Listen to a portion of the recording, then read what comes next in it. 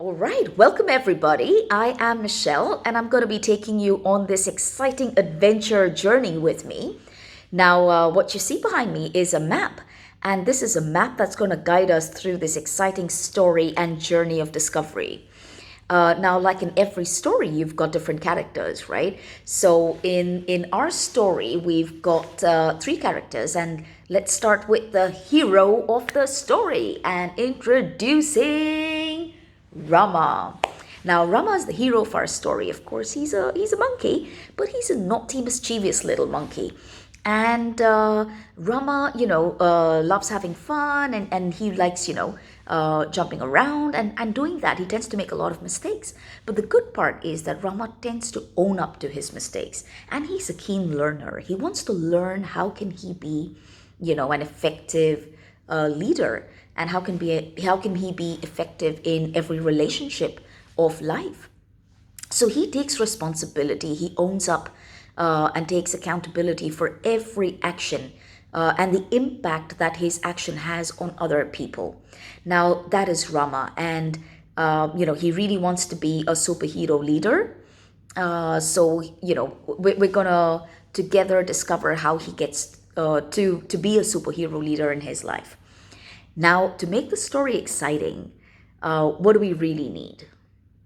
Of course, you need a villain. Without a villain, how can Rama be the hero that he wants to be? So, let me introduce you to Jack. Now, Jack is the villain of our story, and he is a lizard.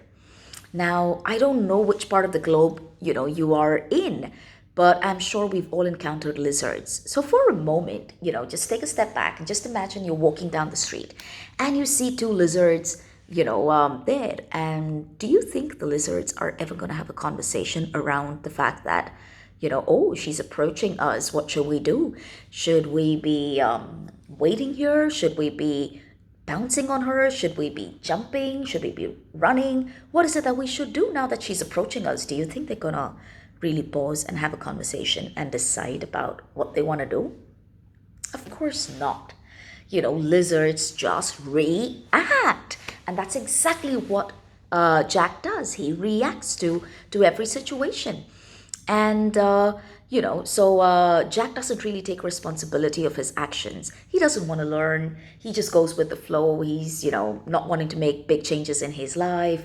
And he tends to blame a lot of people. He blames everything blames everything on every other person, never takes, he can never be blamed because, of course, he thinks it's never his fault. And he never makes, mistakes is the perception that he has. So he really doesn't want to change, and he's okay with the way his life is going. Now, of course, one may think that he operates out of fear, and that's why he doesn't want to make a change in his life. But that is Jack. Now we also have this third character called Mary. Now Mary, if you see, is very calm and she tends to observe. But let me tell you, Mary's very, very smart, yeah? She really thinks through. She's got brilliant ideas. You'll be surprised with some of the things that Mary can think about. Whether it's strategy, whether it's coming up with different options. She really has a really, really interesting input. But the problem with Mary is that she does not really have the courage, and she does not speak up because she's constantly thinking that what if I speak up? I just might land up hurting somebody, or I might just rub somebody the wrong way, and she doesn't like conflict. So because of which, Mary just does not really express herself, and she just tends to follow people even though it may not be the right thing. Now that is who Mary is. Now they are all on this journey, and let's see what's the first thing that the three of them encounter. They encounter the scroll of environment. Tan tan tan. Well, I'm guessing you're wondering what was that all about. Help me out a little bit here, yeah? There are going to be exciting moments in this journey. And to make it fun and really enjoy, I'd like you to play along. And every time we get to this point, I just might get you to join me in saying, tan, tan, tan. All right. Let's move on this journey that we've embarked, and so let's really think through what is this environment that we're talking about. What is the scroll of environment? Of course, no prizes for guessing. It is talking about the environment. Yeah. So in your life, let's for a moment think about, what are the different environments we encounter? Okay. So let me ask you a question. Do you have friends? I'm not talking about Facebook friends here, yeah? I'm talking about real friends, friends that you talk to, we communicate with. All right, brilliant. We all do, right? We are social animals and we love being with people. But let me ask you a question. The way you behave with your friends, is it exactly the same way you behave with your family or with your colleagues at work? I'm sure the answer is no. So the question is, why are we different in different environments? And different environments brings out different facets of our behavior. Now, for a moment, let's just think about, and the one who's common in all of these different environments is you. So let's take you and put you into the center of these environments, and let's see what's going on. Because the way you act and react to people in these environments will determine how they act and react to you. And that then starts this whole cycle of, behaviors. Because then, based on how you acted and reacted, they will act and react, and then you act and react differently. And this just continues. And this is what we really call culture. Now, you would have heard the term organizational culture, right? That is exactly what it is. It is the culture in an organization. It's the way people behave with each other. Now, we're all here, and I'm sure you want to be a good, not a good, but a great leader. Now, great leaders really should focus not just on making individuals successful, but they should think about how can we create an environment that fosters the success of everybody, that gets everybody to be their natural selves and to be their best version.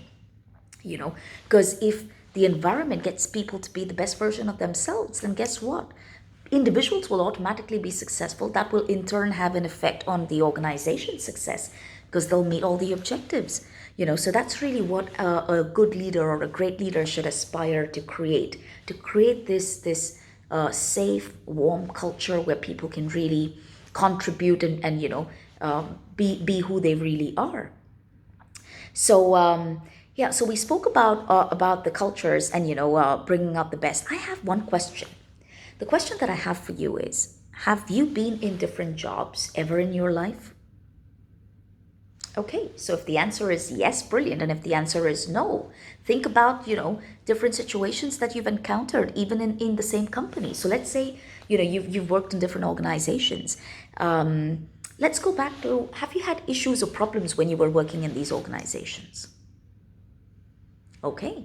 And if we have to think about what were those some of the commonalities of these issues that you might have had, and when you quit and you joined another company, did those similar issues continue?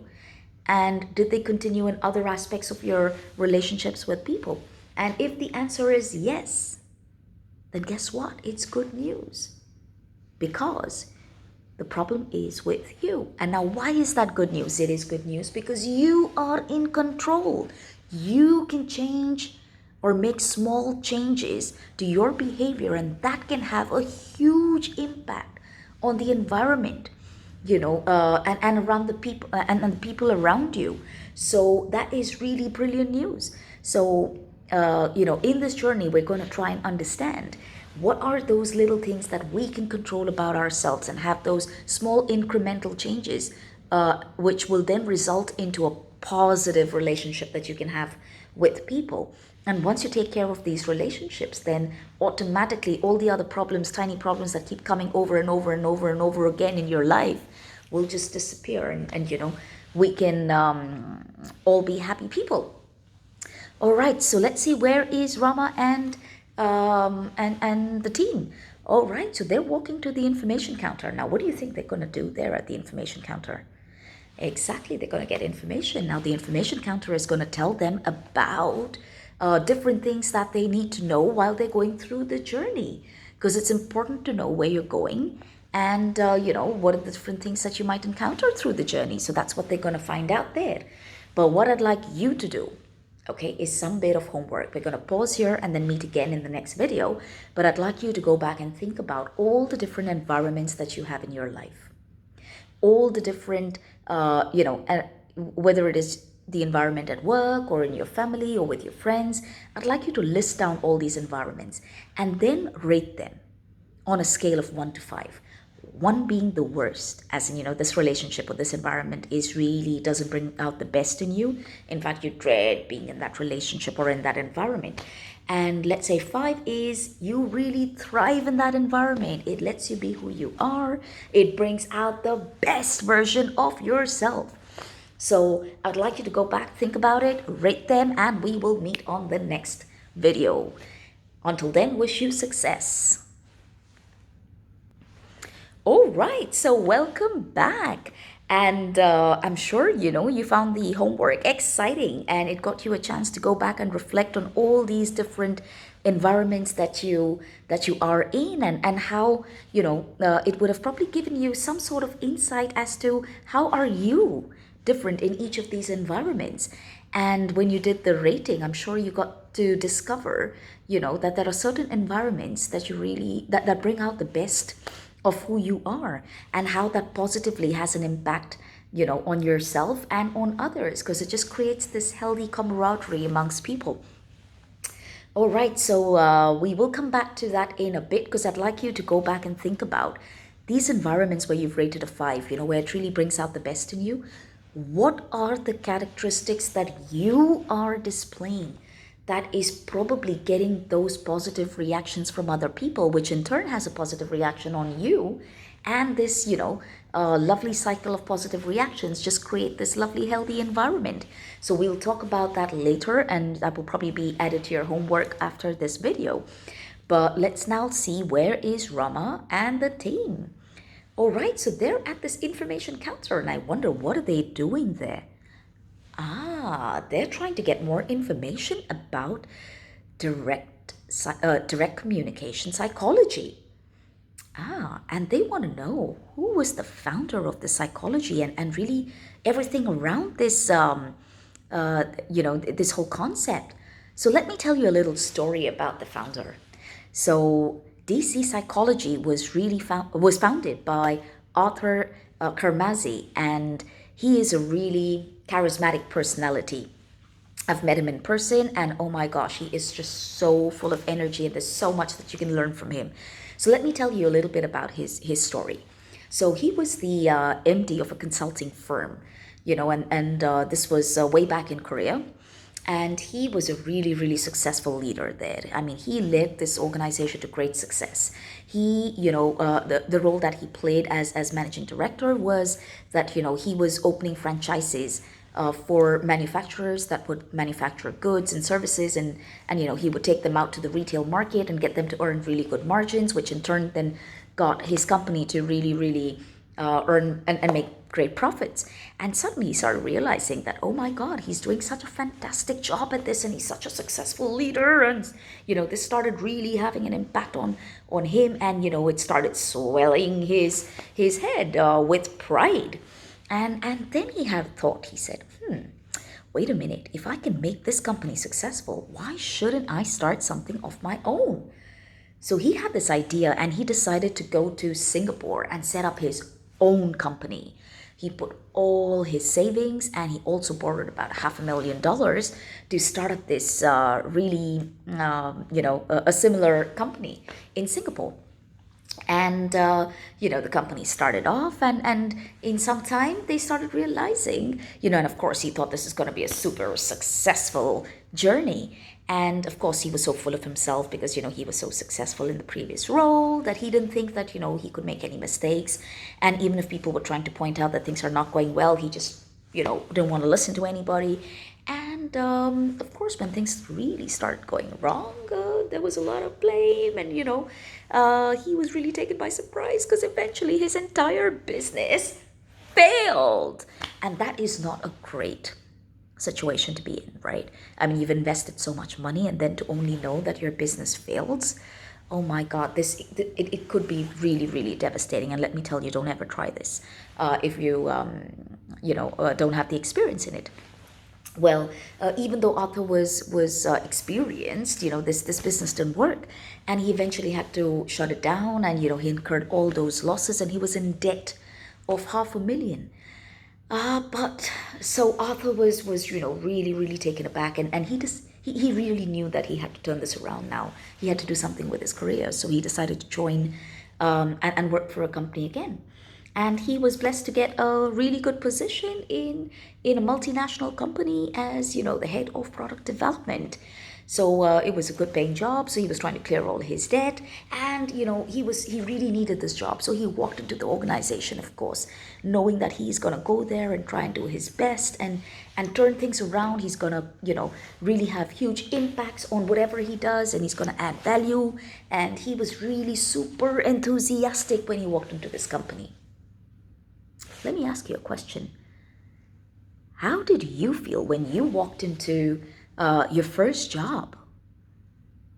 I'm sure you felt the same, full of enthusiasm, and you were just waiting to, raring to go and raring to make a career that would be really, really successful, because you want to, make sure that you contribute and you do everything to make your career a success. And that's exactly the mindset that Arthur walked into this company with.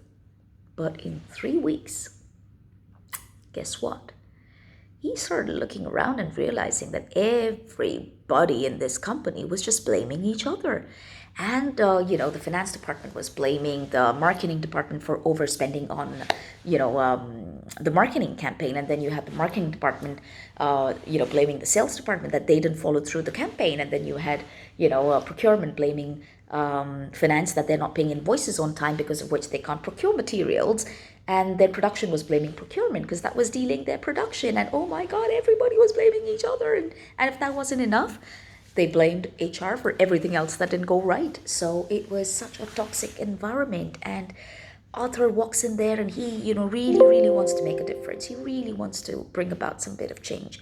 And he didn't give up. He said, okay, this can happen, but I'm sure that he can turn things around. So he had all these brilliant ideas that kept coming up in his head, and he said, he decided to take it up to all the different heads of department and other departments to see how best could they bring it to life. But to his surprise, all the department heads just told Arthur, we get it that you're new and you're really excited and you really want to do different things, but hey, you just do your thing and let us do our thing. Yeah. Our plates are full. We are just swamped with enough and more, and we really don't have the time for this stuff. And Arthur was like, oh my God, what is it that these people don't get? I mean, these ideas can just completely change things, and we can be so much more profitable. But as much as he tried, nothing really changed. And about 4.5 months later, he was just reflecting, and he realized that, oh my God, he got sucked into this culture. And he was the one also blaming everybody for things that didn't go right. He was blaming finance, and he was then blaming marketing and sales, and he was just a part of this culture. And if anybody came to him for help and support, guess what? He just said, do your thing and let me do mine. So Arthur one day just realized that something's not right, and he didn't like the way things were going. And if that wasn't enough, he, from being a really, really successful professional in his previous job, here was just a mediocre performer, and he was just doing enough to keep his head above the water, and that's really not who he was. So the whole environment wasn't really tapping into his potential, and he was at his lowest, and that didn't make him feel good. And I'm sure that doesn't make any one of us feel good, because we all want to come to work and we want to give it our best shot. So he just decided enough is enough is enough. And he decided to just go and do something completely different. And he really wanted to figure out, what is it that is going wrong with all these people? Why are they blaming each other? So he one day gathered some bit of courage, and he said, let me go and talk to all these bad people, in the company. So he decided to have this conversation, and he had an amazing discovery. He discovered that they were all real people just like you and me, and they really are there to contribute, and they really want to share their ideas, and they want to be creative, they want to collaborate, they want to work together as a team. But then what was it that was really going wrong? What was coming in the way? It was this environment that kept blocking everything, and didn't let them perform to the way they wanted to perform. And that's when he realized that, oh my God, he needed to do some bit of research to really figure out what is it about this environment. And he spent 9 months, really investigating and trying to research to find out everything behind it. And he came to a conclusion that he found different ideas that he decided to come back and apply in the workplace. And when he did, guess what? In about 3 weeks of implementing some of the learnings that he got, the company saved about $17,000 in 1 week. Oh my God, that is a lot of money. And that kept happening week after week because they started reducing wastages. People started talking to each other. They were collaborating. And this would just completely changed the game for the company. And that's when, people started approaching him because this started getting popular. And, he decided that, okay, he should probably publish an article and get some, share this with other people. And he did that. And he was then invited on radio shows, and then he was invited on TV shows and people then wanted to come and work with their companies because they wanted to turn their companies around. And then that's when Arthur decided that maybe he should quit the job and start something of his own where he could really make a difference to all, to all these organizations that are going through this toxic culture. And he is a thought leader. He's one of the top 10 thought leaders in the world. And you must, and he's a guru when it comes to culture and leadership. So that is really where DC was born. And I am going to tell you a lot more about DC. And you are going to go through this entire journey, and it's going to transform things for you. It's going to transform the environment you work in. It's going to transform relationships for you. It is going to transform your life, So I'm going to see you in the next video. And until then, make sure you complete your homework, which is the characteristics on the environment, that you've rated 5. And I'd also like you to go back and think about,